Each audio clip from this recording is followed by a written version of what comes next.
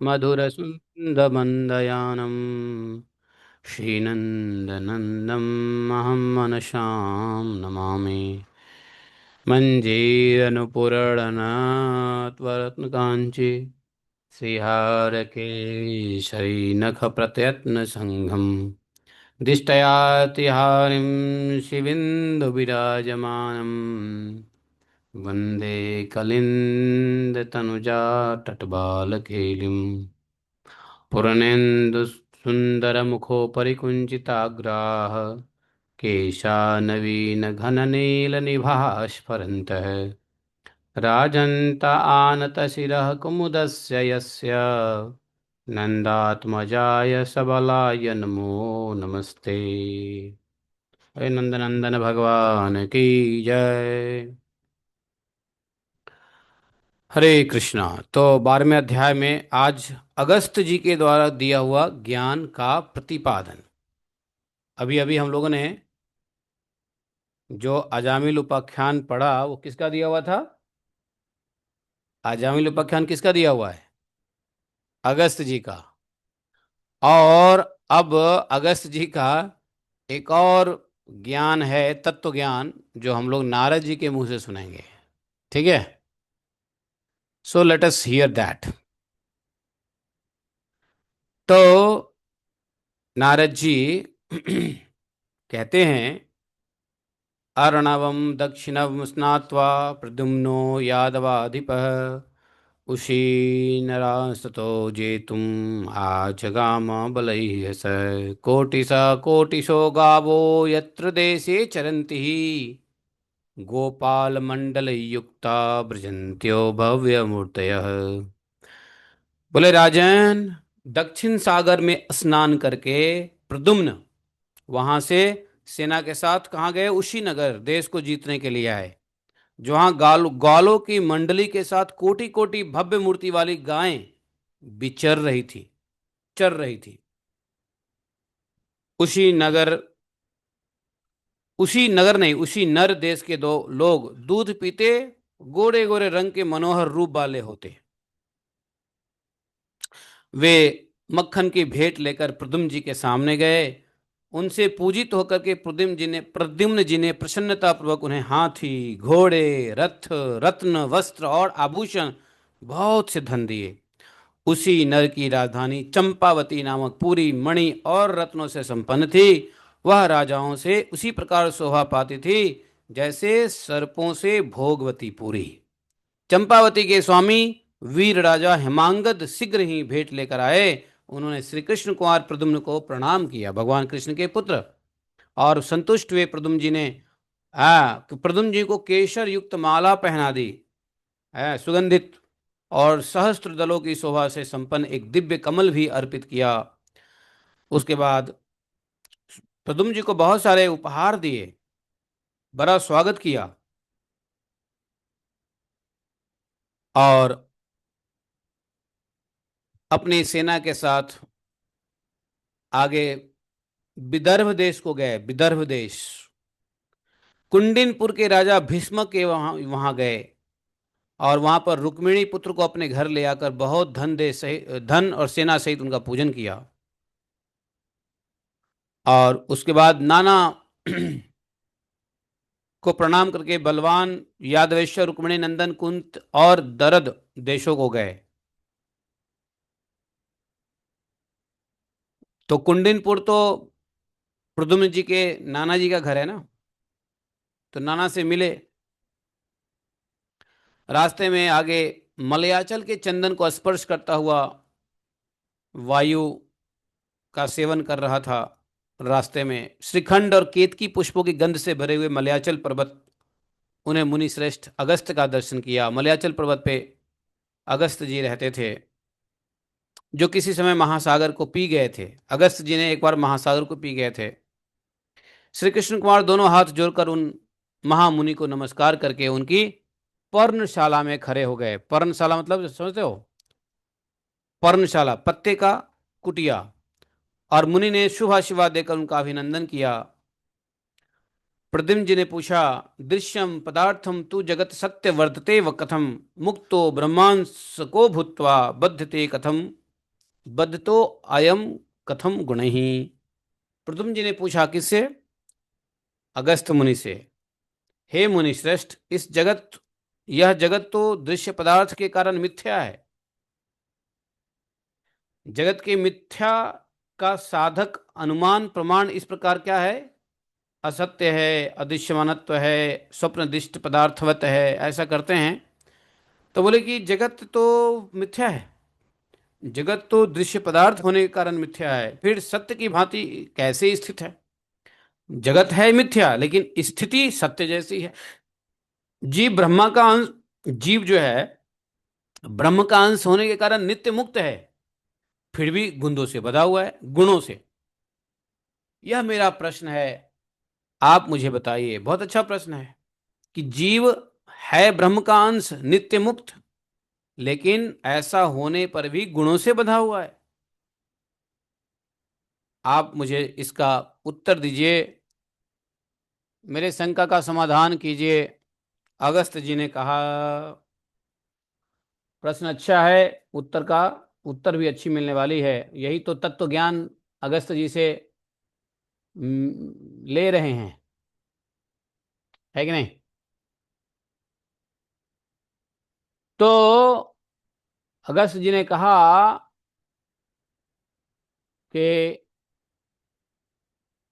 त्वं साक्षात् कृष्णचंद्रस्य परिपूर्णतमस्य च पुत्रो असि पृच्छसे माम वै लीला मात्रम इदम वचः। अगस्त जी ने कहा कि अरे प्रद्युम्न जी, तुम तो स्वयं परिपूर्णतम भगवान कृष्ण के पुत्र हो, और फिर भी तुम ऐसा प्रश्न मुझसे कर रहे हो, हैं? ये तुम्हारा प्रश्न पूछना लीला मात्र है। लीला मात्र इसलिए है क्योंकि तुम सर्वज्ञ हो, तुम तो स्वयं जानते हो, फिर भी लीलावश पूछते हो। जैसे भगवान श्री हरि लोक संग्रह के लिए ही कर्म करते हैं, उसी प्रकार तुम भी मनुष्य का कल्याण करने के लिए घूम रहे हो। घूम तो रही हैं भाई, दैत्य को खत्म कर रहे हैं, असुर राजाओं को खत्म कर रहे हैं, तो जीवों का कल्याण कर ही रहे हैं।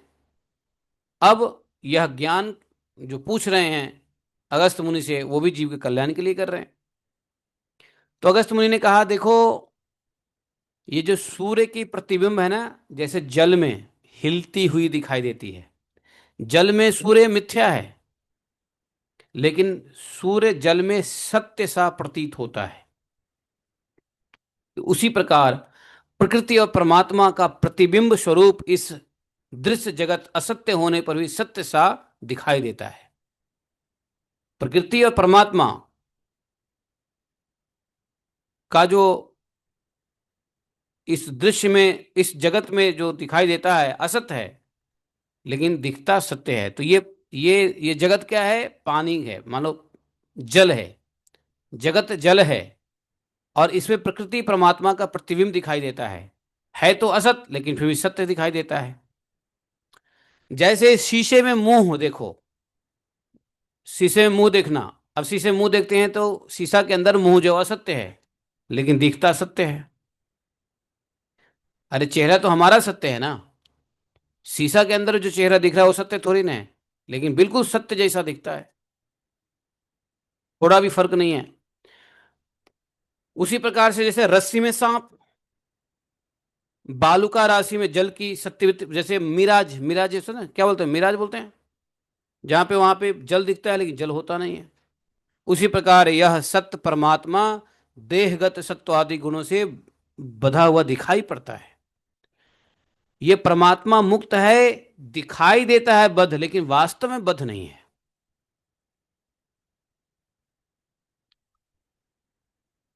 शीशे में मुंह देखने, शीशा में मुंह नहीं लगा हुआ रहता है, फिर भी ऐसा लगता है कि शीशे में मुंह है।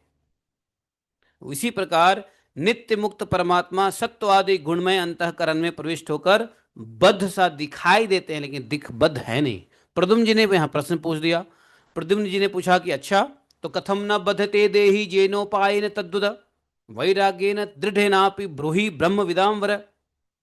बोले कि महाराज, जिस उपाय से दृढ़ वैराग्य प्राप्त करके देहधारी जीव किंचित बंधन में न पड़े, इसका उपाय बताइए। मान लो चलो ठीक है, तो जीव अगर है, आत्मा मुक्त है लेकिन वो बद्ध है, तो ऐसा क्या उपाय है जिससे वो जीव जो है कदाचित बंधन में ना पड़े। अगस्त जी ने कहा, क्या क्या बात है, विवेकम यह समाश्रित्य भजेत ब्रह्म सनातनम मनोमयम जगन जगत मत्वा स ब्रजेत परमम पदम। बोले कि देखो, जो बुद्धि का आश्रय लेकर के, मन का आश्रय नहीं, मन का आश्रय नहीं, बुद्धि, विवेक का जो आश्रय लेता है, विवेक का आश्रय लेकर जगत को मनोमय, मन से, संकल्प मात्र से प्रकट, मनोमय, मनोमय मतलब जो मन में प्रकट होता है उसको मनोमय कहते हैं। तो जो बुद्धि का आश्रय लेकर जगत को मनोमय मानकर सनातन ब्रह्म का भजन करता है, इस संसार को क्या मानना है, मनोमय, मन के कल्पना मात्र है ये संसार, कल्पना है, वास्तविक नहीं है। तो जो व्यक्ति बुद्धि का आश्रय लेकर के संसार को वास्तविक नहीं समझता है, कल्पना ही समझता है, और ऐसा समझ करके ब्रह्म का भजन करता है, कृष्ण का भजन करता है, बोले कि परम पदम, उसको परम पद की प्राप्ति होती है। उस परमात्मा को जन्म, मृत्यु, शोक, मोह, बाल्य, यौवन, जरा, अहंता, मद, व्याधि, डर, दुख, सुख, क्षुधा, रति, मानसिक चिंता और भय कभी नहीं प्राप्त होते, क्योंकि आत्मा निरीह है, निराकार है, सर्वथा अहंकार शून्य है, शुद्ध स्वरूप है, गुणों का आश्रय, साक्षात परमेश्वर, निष्कल और आत्मद्रष्टा है। निरीह, निरीह किसको कहते हैं मालूम है? आत्मा निरीह है, निरीह मतलब चेष्टा रहित है। आत्मा अपना चेष्टा कुछ नहीं करता, आत्मा जब अपना चेष्टा करता तो स्वयं ही निकल जाता शरीर से। आत्मा चेष्टा नहीं करते हैं, निरीह ही है। तो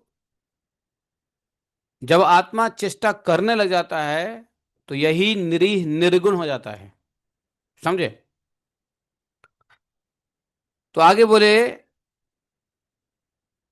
कि जिसको मुनीश्वरों ने सदा पूर्ण एवं ज्ञान में जाना है, मुनियों ने, उस परब्रह्म परमात्मा को जानकर यह जीव सुख पूर्वक रह सकता है। जीव तभी सुख रहेगा, सुखी रहेगा जब भगवान को, परब्रह्म परमात्मा को जानेगा, तभी सुखी होगा। भगवान को जाने बिना दुखी ही रहेगा।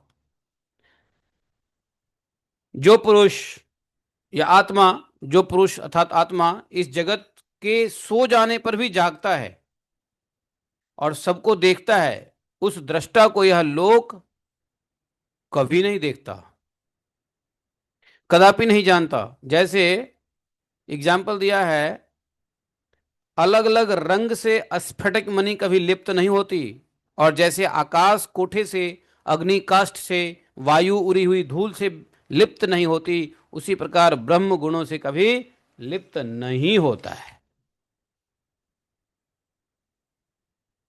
जो लक्षणाओं से व्यंजना द्वारा व्यक्त होने वाली ध्वनि व्यंजनार्थों से कभी इसका ज्ञान का विषय नहीं होता, वैसे लौकिक वाक्यों द्वारा कैसे जाना जा सकता है? ऐसे शब्द अर्थ अतीत पर ब्रह्म को नमस्कार है। कुछ लोग इस पर ब्रह्म को कर्म कहते हैं, कुछ लोग इसी पर ब्रह्म को काल कहते हैं, कुछ लोग कर्ता एवं योग कहते हैं, दूसरे लोग इसको सांख्य कहते हैं, तीसरे लोग इसको ब्रह्म कहते हैं, कोई तो इसको परमात्मा कहता है, तो कोई इसको वासुदेव कहते हैं। इतने नाम से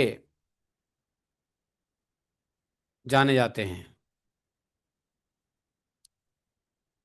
केचित कर्मम बदन्ते तम केचित कालम तथा परे कर्तारम योग परे सांख्यम ब्रह्म वदन्ति के केचितम परमात्मानं वासुदेवम वदन्ति के प्रत्यक्षेनानुमानेन निगमेना आत्मसंविदा। तो बोले देखो, प्रत्यक्ष, अनुमान, निगम, आगम और आत्म अनुभव से उस परब्रह्म के स्वरूप का विचार करके इस जगत में अनासक्त भाव से रहोगे, सुखी रहोगे। तो क्या करना है? इस जगत में सुखी रहना है तो अनासक्त भाव से, निर्मल भाव से। जिस मन में मल नहीं है उसको निर्मल कहते हैं। अब मल मतलब आसक्ति। तो अनासक्त भाव से रहेंगे और भगवान के स्वरूप का ध्यान करेंगे। कैसे? या तो प्रत्यक्ष हो, या अनुमान से हो, या निगम आगम से हो, या आत्म अनुभव से हो। कैसे भी हो, भगवान परब्रह्म के स्वरूप का विचार करना है और इस जगत में अनासक्त भाव से रहना है। जैसे जल के चंचल होने से उसमें, जल के अंदर में वृक्ष प्रतिबिंब रहता है ना। तो जल अगर हिलता है तो उसके अंदर जितने भी परछाई हैं, प्रतिबिंब है, वो भी हिलता है। तो नेत्रों के घूमने से धरती भी घूमती जैसी दिखाई देती है। जब आंख घूमे तो लगता है पृथ्वी घूम रहे, नहीं। उसी प्रकार गुणों के भ्रमण से मन के भ्रांत होने पर उनमें स्थित आत्मा भी भ्रांत सा जान पड़ता है। तो भ्रमण कौन कर रहा है? गुण। गुण भ्रमण करा रहा है। मन कहाँ है? गुणमयी है। तो मन जब गुणमयी है, गुण भ्रमण कराता है, तो मन भी भ्रमण होगा। और मन जब भ्रमण होता है तो आत्मा भी भ्रमित होगा। तो जब हम गुण के पीछे नहीं भागते हैं तो मन भ्रमित नहीं होता है। मन भ्रमित नहीं होता है तो आत्मा भी भ्रमित नहीं होगा। राजन, जैसे हाथ से घुमाया जाता हुआ आलात चक्र मंडलाकार घूमता जान पड़ता है, उसी प्रकार गुणों द्वारा भ्रांत मन के द्वारा अज्ञान विमोहित जीव ऐसे कहने और मानने लगते हैं कि मैं क्या करूं, मैं करूंगा, मैं करता हूं, यह मेरा है, यह तुम्हारा है, यह तुम हो, यह मैं हूं, मैं सुखी हूं, तुम दुखी हो, मैं तो ये हूं, मैं तो वो हूं, तुम वो हो। तो ये कैसे मानने लग जाता है? गुणों के द्वारा मन भ्रांत हो जाता है, भ्रमित हो जाता है और अज्ञान विमोहित हो जाता है। तब वो मैं मेरापन करने लग जाता है। सत्व गुण, रजोगुण, तमोगुण, ये तीनों प्रकृति के गुण हैं, आत्मा के नहीं हैं। उन गुणों द्वारा यह सारा जगत उसी तरह व्याप्त है जैसे सूत्र से वस्त्र ओतप्रोत है। सत्वगुण में स्थित जीव ऊपर को जाता है, रजोगुण जीव मध्य के लोक में रहता है, और तमोगुण वृत्ति के जीव तामस नीचे नरक आदि योनियों में जाता है। हे कृष्ण कुमार, अंधकारे गुणात्कार ने सर्प बुद्धि विवेद्यता आरात आरान मार्चिकाम वारी तदेयम मनते जगत। मुझे जैसे अंधेरे में रखी हुई रस्सी में सांप दिखाई देता है, दूसरे से मारीचिका सूर्य किरण में जल की भ्रांति होती है, उसी प्रकार अज्ञान मोहित जीव पर ब्रह्म में इस जगत की भ्रांति धारणा बना लेता है। सुख को उसी तरह आने जाने वाला समझो जैसे मंडलवर्ती राजाओं का राज्य। राजा का राज्य कैसा होता है? आता जाता। मनुष्यों का दुख भी उसी प्रकार है जैसे नरकवासियों का। घनमाला देह के गुण तथा दिन रात ऋतुएं जैसी स्थिर नहीं होती, उसी तरह दुख और सुख भी स्थिर नहीं रहता। देखो, दुख और सुख दोनों भी स्थिर नहीं रहता है। यदा सार्थम तदा दृश्यम न किंचित सर्वदैव ही पक्षे जाते च नाड़ात पाड़े यता याते यतोडुपात। बोले कि जैसे तीर्थ यात्रियों या व्यापारियों का समुदाय सदा साथ नहीं रहता, तीर्थयात्री थोड़े देर के लिए मिलते हैं फिर अलग हो जाते हैं, तो उसी तरह दृश्य प्रपंच भी शाश्वत नहीं है। कोई वस्तु सदा नहीं रहती है। जैसे पंख निकल आने पर पक्षी घोंसले से चले जाते हैं और नदी के पार जाने पर पथिक को नाव से कोई प्रयोजन नहीं होता, जैसे उसी प्रकार ज्ञान प्राप्त हो जाने पर अभिमान उत्पन्न कराने वाला लोक से क्या प्रयोजन रह जाता है। समदर्शी मुनि इस प्रकार अपने मार्ग का शीघ्र निश्चय करके असंग भाव से घूमते हैं। जिनको यह ज्ञान हो जाता है वह संसार से अनासक्त होकर के भ्रमण करते हैं। जैसे अनेक जलपात्रों में एक ही चंद्रमा प्रतिबिंबित होता है, जैसे काष्ठ समूह में एक अग्नि व्याप्त है, उसी प्रकार एक ही साक्षात भगवान परमात्मा सर्वत्र विद्यमान है। जैसे महान आकाश घट और मट्ट के बाहर भीतर भी विद्यमान है, उसी प्रकार परमात्मा अपने ही द्वारा उद्भाति देहधारियों के बाहर भीतर निर्लिप्त रूप से विद्यमान है, विराजमान है ना। यह कृष्ण भक्त शांतात्मा ज्ञान निष्ठो विरागवान जो भगवान श्री कृष्ण का शांत चित्त ज्ञान निष्ठ एवं वैराग्यवान भक्त है, उसे गुण उसी प्रकार नहीं छूते जैसे जल कमल दल को स्पर्श नहीं करता। जो कृष्ण का शांत चित्त ज्ञाननिष्ठ और वैराग्यवान भक्त है, उसको गुण स्पर्श नहीं करता। ज्ञानी पुरुष सदा आनंद मग्न होकर बालक की तरह घूमता है। वह अपने शरीर की ओर उसी प्रकार दृष्टि नहीं रखता जैसे मदिरा पीकर नशे में मतवाला हुआ मनुष्य अपने पहने हुए वस्त्र की ध्यान उसको नहीं रहता। राजन, जैसे सूर्य उदय होने पर घर की वस्तु दिखाई देने लगती है, उसी प्रकार अज्ञान को दूर करके ज्ञानवान पुरुष ब्रह्म तत्व का साक्षात्कार कर लेता है। जैसे अलग अलग द्वार वाली इंद्रियों में से एक ही विषय अनेक गुणों का आश्रय दिखाई देता है, उसी प्रकार एक ही ब्रह्म उसके प्रतिपादक शास्त्र मार्गों से अनेक जान पड़ते। ब्रह्म है एक, लेकिन उस ब्रह्म को दिखाने वाले जो शास्त्र है वो अलग अलग रास्ते दिखाई देते हैं, लेकिन ब्रह्म एक है। इसलिए हे राजन, इस ब्रह्म को कोई परम पद कहते हैं, कोई वैष्णव धाम कहते हैं, कोई व्यापक वैकुंठ कहता है, कोई शांत, कोई परम कैवल्य, कोई अविनाशी परम धाम। किसी किसी के मत में तो यह अक्षर पद है, कोई पराकाष्ठा कहता है, कोई प्रकृति से परे गोलोक धाम बताते हैं, तो कोई पुराणवेत्ता उसको विशद निकुंज कहते हैं। इस लोक में रहने वाला मानव उस पद को ज्ञान वैराग्य भक्ति से प्राप्त करता है, दूसरा कोई साधन नहीं है। ज्ञान वैराग्य भक्तिभ्य प्राप्नोति न च अन्यतः। श्री कृष्ण चंद्रस्य हरे परस्य कैवल्यनाथस्य परात् परस्य व्रजेत पदम श्री पुरुषोत्तमस्य यत प्राप्य भक्तो न निवर्त्यथ। बोले कि परम पुरुष कैवल्यनाथ परमात्मा परात्पर पुरुषोत्तम भगवान श्री कृष्ण चंद्र के पद को मनुष्य उपर्युक्त साधनों द्वारा उन्हीं की कृपा से प्राप्त करता है, और उसे प्राप्त करके भक्त पुरुष कभी वहां से नहीं लौटता। नारद जी बोले, राजन, यह भागवत ज्ञान सुनकर श्री कृष्ण कुमार प्रद्युम्न ने दोनों हाथ जोड़े, भक्ति भाव से नमस्कार किया और मुनि महामुनि अगस्त जी का पूजन किया और वहां से अन्य अन्य देशों में गए।